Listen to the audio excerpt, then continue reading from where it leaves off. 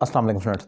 आज मैं similar words define कर रहा हूँ जो अक्सर लोग जब इंग्लिश लिख रहे होते हैं तो किसी जगह पर आस्क आना चाहिए, वहाँ पर टेल लिख देते हैं, जिधर टेल आना चाहिए उधर स्पीक लिख देते हैं। तो ये कन्फ्यूजन होती है कि क्या इनके में डिफरेंस क्या है, फ़र्क क्या है। इसी डिफरेंस को डिफ़ाइन करूँगा। अगर आपको मेरे पढ़ाने का तरीका पसंद आए तो आप मुझसे ऑनलाइन इंग्लिश लैंग्वेज कोर्स कर सकते हैं।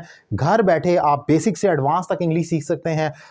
एसे राइटिंग, प्रेसी, ग्रामर कंपोजिशन या स्पीकिंग के कोर्सेज, इंग्लिश से रिलेटेड हर तरह का आप कोर्स कर सकते हैं। तो स्टार्ट करते हैं टॉपिक को ज़रा, जो बड़ा एक इंपॉर्टेंट है। आस्क का मतलब है पूछना।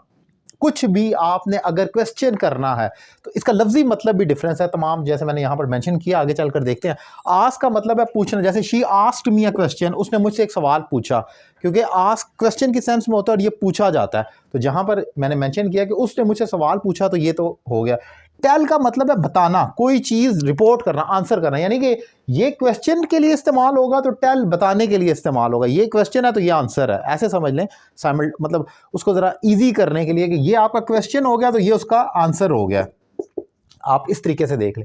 जैसे I told her the reality, मैंने उसे सच बताया, यानी कि आंसर ही किया ना। जो भी रियलिटी बताइए, एक आंसर किया, एक जवाब दिया। तो I told her the reality, I told her the truth, या I told her a story. तो ये चीज़ इसमें याद, जैसे कहते हैं टेल अ लाई, वो भी आप झूठ बोलते हैं तो आंसर ही करते हैं। ऑब्वियसली कोई सवाल करता है तो आप झूठ बोलते हैं ना, चुप बगैर ज़रूरत के तो आप नहीं बोलते। तो टेल अ लाई का मतलब है बोलना। तो यहाँ पर भी आप देखते हैं कि टेल का मतलब आप कहेंगे बताना, रिपोर्ट करना। फिर स्पीक का मतलब है बोलना।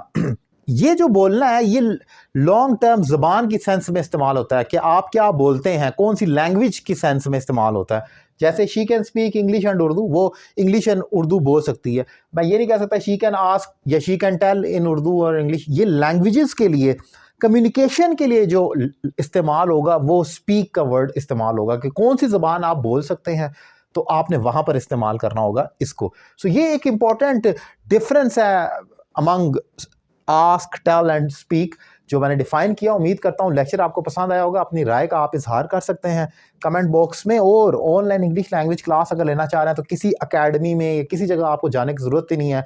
आपके लिए अगर मुश्किल है और अगर आप फीमेल स्टूडेंट हैं तो उनके लिए फीमेल टीचर्स भी मौजूद हैं। आप घर बैठे इंग्लिश लैंग्वेज कोर्स कर सकती हैं, एक रीज़नेबल फ़ी पे कर और ज़बरदस्त अपनी इंग्लिश में इंप्रूवमेंट ला सकते हैं। Thank you very much.